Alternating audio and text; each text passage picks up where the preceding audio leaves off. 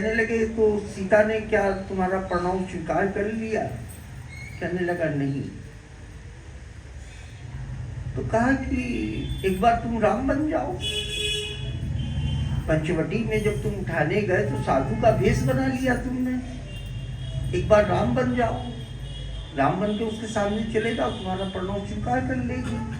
तो रावण ने कहा कि राम तो बन जाए, लेकिन राम बन के वो भावना हमारी मिट जाती है, जो सीता के प्रति हमारी आसक्ति है वो राम बन के खत्म हो जाती है, क्योंकि फिर राम बन के मर्यादा पुरुषोत्तम बनना पड़ता है और फिर वो मर्यादा खत्म हो जाती है।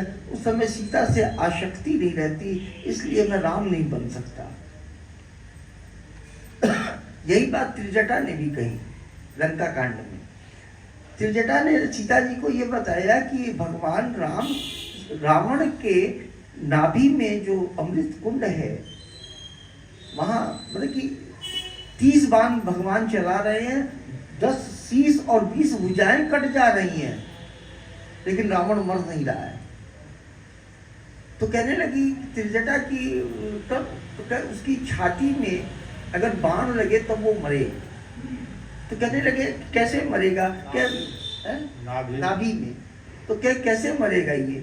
तो कहने लगी ऐसे नहीं मरेगा, दरअसल क्या है उसके मन में तुम हो जी। रावण के अंतःकरण में सीता है और सीता के अंतःकरण में राम है। अगर मैंने उसको वहां बाण मार दिया तो सारी सृष्टि ही खत्म हो जाएगी, इसलिए वहां नहीं बाण मार रहे हैं। समय आने पर जब उसके अंतःकरण से सीता निकल जाएंगी तब वहां बाण लगेगा। ऐसा तो ऐसा प्रतापी रावण और ऐसी सीता, जब हम राम बन जाएं तो हमारी आसक्तियां अपने आप ही कुछ कम हो जाएंगी। एक बार हमें राम तो बनना ही पड़ेगा।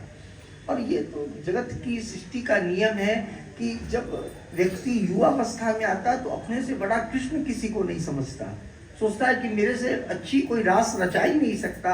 लेकिन जब उसकी उम्र 40 के बाद जाती है तो वो फिर मर्यादा पुरुषोत्तम बन जाता है कि हम भी महाराज को कोई घूर के ना देखे।